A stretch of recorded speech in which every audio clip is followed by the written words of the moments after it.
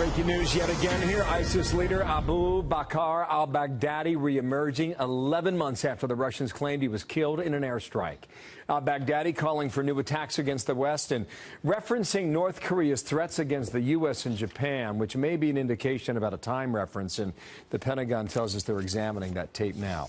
A retired four-star General Jack Keane, Fox News military analyst and former Vice Chief of Staff of the U.S. Army. Sir, how are you? And welcome back here.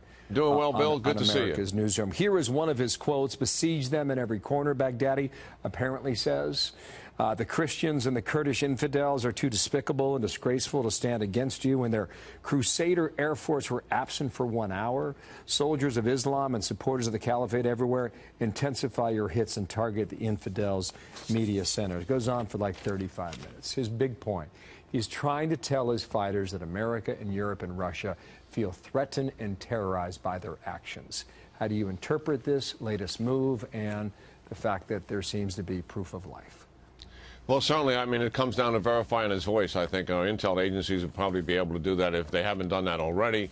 Certainly, his referencing to current events seems to suggest that who's ever talking on that tape obviously is alive. And I think that the Pentagon was absolutely right in when the Russians said they killed him, and the Pentagon says we're not doing that till we see proof of death.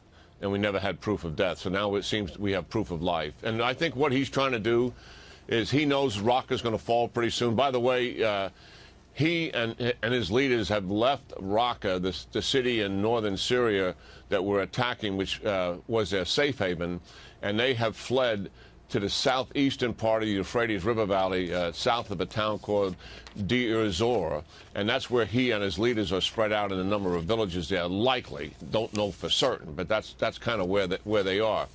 And I think, you know, he's trying to inspire and motivate the leaders that are out there. And listen, since 2014, they have attacked NATO countries 38 times. 9 NATO countries to include the United States. So, I mean, they are still out there, and obviously, given what we've seen this last year, they are likely to continue to do harm. Well, on Iran, I just want to squeeze this in because I don't know if you agree with Ambassador Bolton or not, but he's got a strong op-ed out. Here's what he writes. The Ayatollahs are using Mr. Obama's handiwork to legitimize their terrorist state, facilitate and conceal their continuing nuclear weapons and ballistic missile programs, and acquire valuable resources for gullible negotiating partners. Mr. Trump's real decision is whether to fulfill his campaign promise to extricate America from this strategic debacle, end quote. He called it an embarrassment at the UN. Should he cut and leave or not? General? I think what the Trump team... Listen, they don't like the deal. The president has said that during the campaign, and he certainly just said it recently at the UN, as you noted. I think what they're trying to do before they cut out of it, as Ambassador Bolton suggests, they're trying to fix it.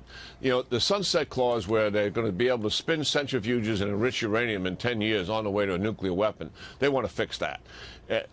I think it's unlikely to be able to get it fixed, but they're going to try. The second thing is they want access to the military bases that are now closed off, and Ambassador Bolton talks about that, because that's likely where the secret stuff is going on. We know the Iranians have always cheated. We know they're cheating right now, despite what the IAEA is saying, because it's going on in places they don't have access to. And I think if they can't accomplish those fixes, they'll likely walk. Wow.